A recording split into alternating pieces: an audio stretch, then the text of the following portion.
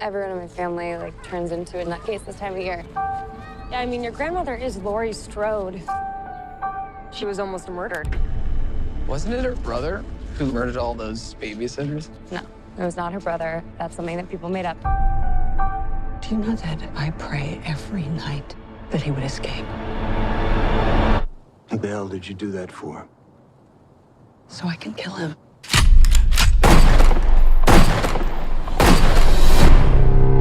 Dad, look out! The bus crashed. Mom, what bus crashed? Michael escaped.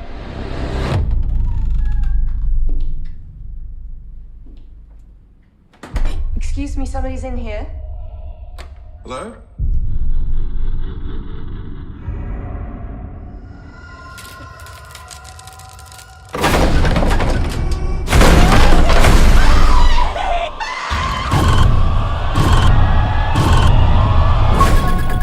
Hello and welcome to this What Do You Want to Watch Spoilercast for the third Halloween movie called Halloween. I'm Ashley Hobley, joining me today, Dylan Blight. You've been sitting on that fucking... You've been waiting to say that, haven't you, with a smirk for like all day knowing we're recording this. Yeah, I can see. Hello. I mean, come on. Why do you keep calling your movie Halloween?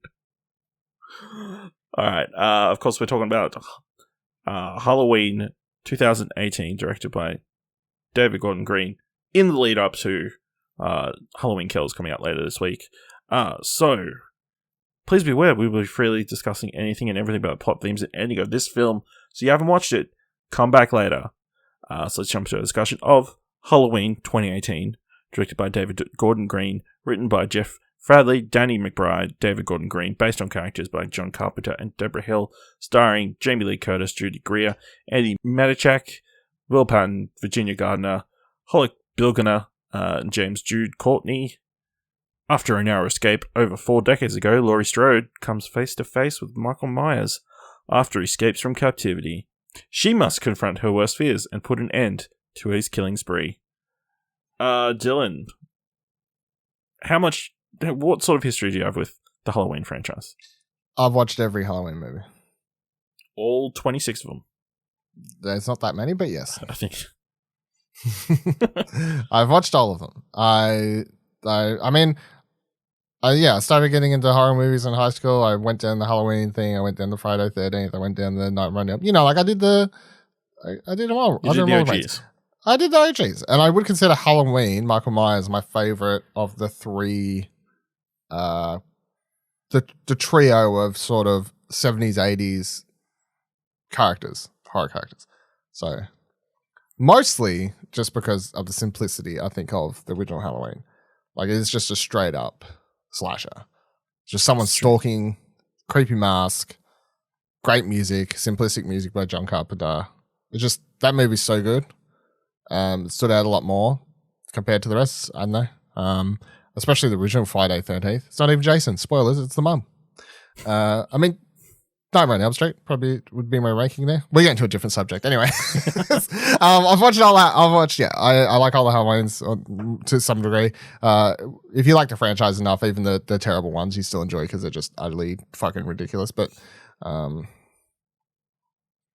nowhere near as bad as, like, we're not talking about like Jason X or whatever, like Jason in Space and yeah. So I mean, like, even like when they did Halloween.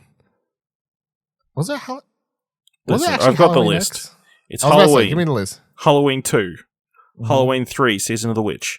Halloween 4, The Return of Michael Myers. Halloween 5, The Revenge of Michael Myers. Mm-hmm. Halloween, The Curse of Michael Myers. Paul Rudd's in one of these, by the way. Okay. Halloween, H2O, 20 years later. Yeah, that one's not bad. Halloween Resurrection. Yeah. And then we got Halloween. And Halloween 2-2.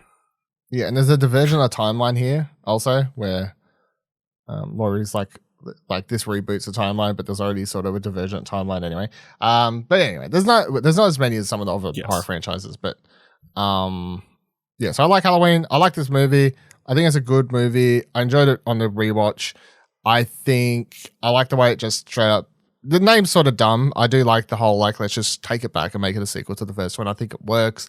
I like the way they take Laurie Strode as a character in this. I think that's like a fitting way to take that character after what she goes through in the first film, and sort of makes sense for what someone who went through that would actually do and how they would pass that trauma onto their children and stuff. Like, I think thematically there's a lot of interesting stuff they do with this film.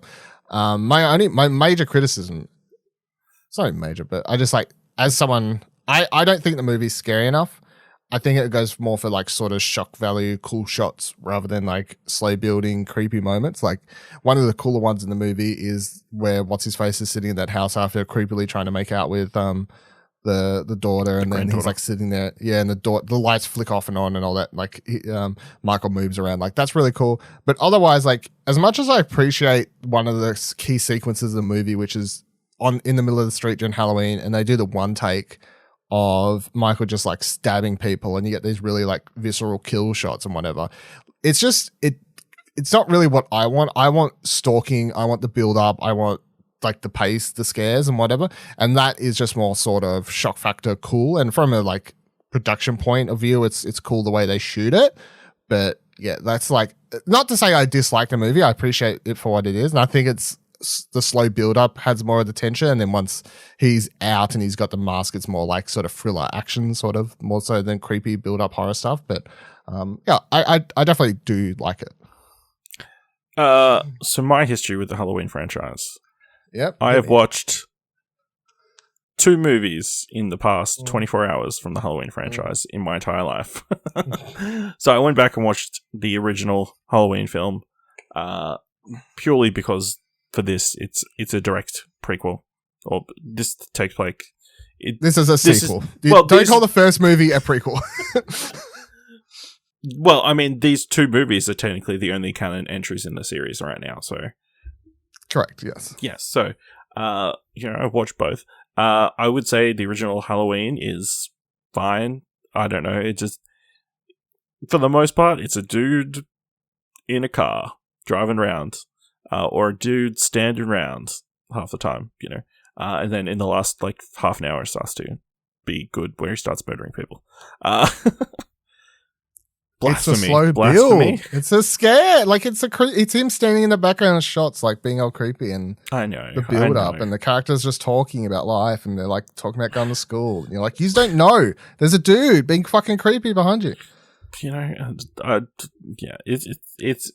it's all right. That's the music. It's that simple. The music is creepy, and like he does a good job of like tricking you, like building it up, like when he actually isn't coming out, and that kind of stuff. But then, it has the...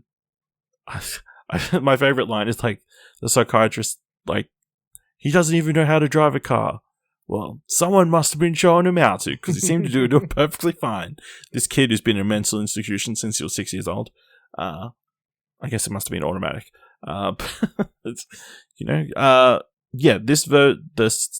This sequel, I guess, I enjoyed more. I would say it is more of an action movie than a horror movie to a certain extent. Like you said, there isn't that much of a build up other than some of the stuff in the house, like at the very end where she's like, where the fuck is Michael? A lot of it is kind of built up like an action film to the extent where Laurie Strode kind of became Sarah Connor.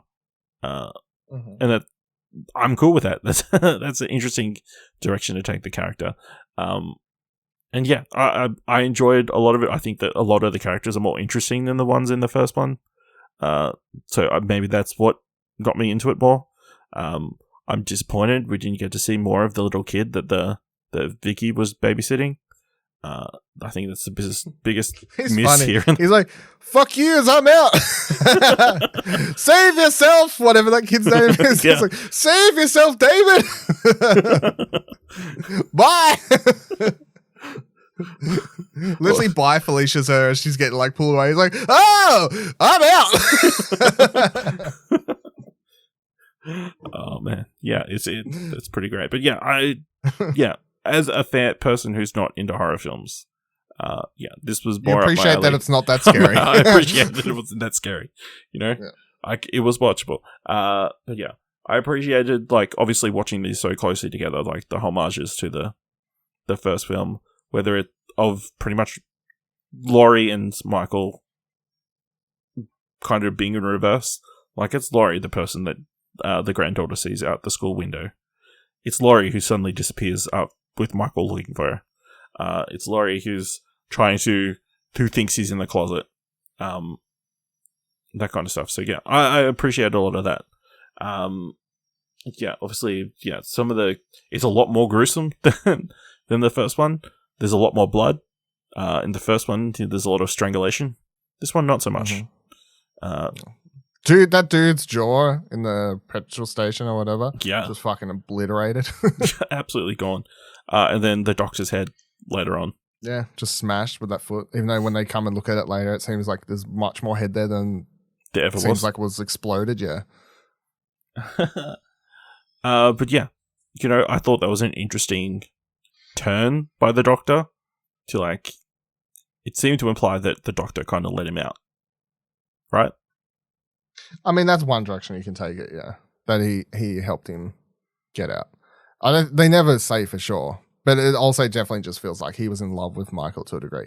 Like, not like romantically in love, but just more he was in love with Michael as someone who he like sort of became addicted to wanting to learn about him and whatever, Yeah.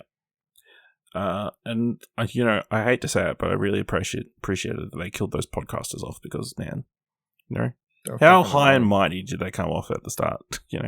We won awards. They pull out his mask that was a assumingly sacred thing to him, and like was shaking in front of him. How rude, right? But yeah, I thought it's interesting the family dynamic they included in this film of like the daughter and the granddaughter and Laurie very much like being someone with trauma. I'm assuming that wasn't so much the case in like the original sequels to the first film. Probably like, hey, I forgot that he even showed up. No, well, the other interesting thing is in the originals they make it out. Oh, fuck, I can't remember that. It's like Laurie's his long lost sister or whatever. That's the route they take with it, or that, yeah, something like that is how it works out, and that's why he was after her. That's why they like make the joke at the start. That's why they make the joke at the start where they're like, wasn't she his sister or whatever? And then yeah, she's like, no, that's not it at all. Or whatever. Yeah. Anything else you want to talk about? It'd be really interesting to make you go watch Rob Zombie's version of this now. Really? Do I have to watch another version of Halloween? Out of the 3 Halloween films called Halloween, how does this one rank? It's actually my least favorite. Out of the 3, yeah. The original's the best. I actually like Rob Zombie's first Halloween. I think his sequel, number 2, is shit. But the first one, I'm actually one of the few sort of supporters of. I actually think it's pretty good. So yeah, this is my least favorite. There you go. With that said, I still think it's good. That's just my least favorite. Yeah. Like I said, I probably enjoy this one more than the first one. But yeah, it's interesting. Michael is an odd character. It's like, as somebody completely not watched anything, it's like, it's just this dude who walks around and like, there's not too much like. How does nobody know to see the mask on his face? When the first one was made, this is like around the time when serial killers are becoming like a known sort of thing. Like in the like serial killers, Ted Bundy, whatever else is happening. So the idea of someone just stalking your kids, your teenagers, and just like killing them, like that was at the time was playing more on just general public concerns and well-being, and that was enough to sort of strike fear. You know what I mean? Like sometimes a movie, like what made a movie so scary, and people may not even realize, but you can actually sort of boil it down as to why that movie was so popular. Why Halloween has continued to be a popular franchise as a horror franchise is simply because Michael Myers wears that mask, and he just sort of became a very pop culture-esque figure. Like you can see him anywhere, you see a picture of him, you know who it is. You see that mask, you know who it is. That's sort of what made the franchise, I guess, continue and hold ground for years, even amongst like dwindling sequels and the Rob Zombie reboot thing, which was, as I said, only did 2 movies and fucking bombed the complete second one, just ruined anything that franchise had going for it. But yeah, I mean, he's a known probably. You couldn't do a character like this these days because there's just not enough there for him. But also, horror is a genre where you can do villains that don't have to be that in depth, especially when you are straight up just trying to make a slasher film, and you're like, it doesn't really matter. Like, it's just got to be. It's a slasher. Yeah. Like, it's just there's someone, they're gonna kill you. Make it scary, like. Yeah. I really enjoyed the ending, like the reveal, like Judy Greer, like pretending to break down and then like shooting him straight in the face, almost. And then it turning out to be like a trap, which they're going to undo in the next movie. Well, no, it's funny because on the rewatch of this, I was like making sure, watching that whole scene, I'm like, where the fuck is he? And I like how they purposely, I presume, the last time they show a shot of that fire in the basement, they make sure that you can't see where he is. So I can almost guarantee they're going to be like, he was much hiding in the a way corner or some at shit. the end of the first film. He gets shot like 3 times, falls out the window, and disappears. Yeah, and he just disappears. But also, this film, and I presume the second one, kills. They're very much playing into this, not like fully committing to he's supernatural, but they're like, he is driven by such a hatred, such a like unknown force that he's almost supernatural to a degree. Like, as far as you could push supernatural without it getting ridiculous, is how they treat Michael. Yeah, absolutely. So yeah, I'm assuming you're very excited for Halloween Kills. Is it going to be set on Halloween, or is it set that like? Is they going to have to wait a whole year? No, technically it's still the same day, right? I can't remember. Like, if it takes place, it's night, so the next day will be November 1st. But I don't know. Do they wake up and it is the 1st? I don't actually know. Like, or are they just going straight to the hospital and they're waking up late that night? It's 10 p.m. at night. You know what I mean? I don't know. All we know is it takes place straight after. I just don't know what the time frame is. But I can guarantee that the third one isn't, like, unless they want to skip ahead a year, that shit ain't taking place on Halloween. That's definitely taking place on November something. Yeah. All right. Let us know what your thoughts are of Halloween 2018, or any of the Halloweens, I guess. Let us know on Twitter at explosionhour.com/. Not Season of the Witch. I don't want to hear about that shit. No, what happened in the Season of the Witch? It's not a real Halloween movie. Why not? It wasn't made by the right people or anything. It doesn't even have doesn't even have Michael in it. It's not a real Halloween movie. So it doesn't have Michael Myers in it. Here's a description. Kids all over America want silver shamrock masks for Halloween. Dr. Daniel Chalice seeks to uncover the plot by Silver Shamrock owner Conal Contrin. It's not a Michael Myers movie. It's a movie about marketing Michael Myers. It's literally them sort of, they took the Halloween name and tried to do like a different thing. John Carpenter didn't plan on having Michael Myers in every Halloween film, only the first. He wanted a different Halloween-related story each time, but after the first Halloween was a success, producers forced him to use Myers again. He did, but killed off Myers and Loomis to be done with them. Then he produced Season of the Witch to get back to his original plan, but at that point, people were expecting Myers again, so it failed. Carpenter then dropped off the franchise and sold the rights years later because he wasn't interested in doing more Myers. The new owners then brought Myers and Loomis back in 1988 with no explanation of how they survived. So like, as much as I understand he wanted to do a anthology thing, Season of the Witch is bullshit because they pack it in and they market it as part of the actual Halloween movies and whatever else, and they play off the popularity. However, it is not an actual, like, the way we think of Halloween now as a Michael Myers franchise. It's not. Yeah, no, you can't do 2 movies with the same character and then switch it up. Yeah. So it doesn't count. All right. Well, if you want to help us out delivering more facts like that in the future, leave us a review on Apple Podcasts or on Podchaser, or tell people about the show. And if you like this episode and thought us worth $1, head on over to our Ko-fi page at explosionhour.com/support. Thank you very much for listening. Until next time, keep watching stuff, I guess. You don't believe in the boogeyman? He's here! Michael! You should. Can you close the closet door?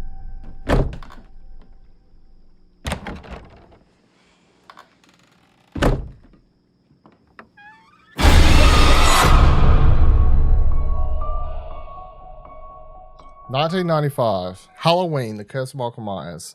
Paul Rudd plays Tommy Doyle. It was right after Clueless. Saying there's your fun fact for you. That Paul Rudd. All big time actors have a history somewhere in a horror franchise. It's just how it works. Also, Joseph Gordon-Levitt is in one of them as well. I can't remember.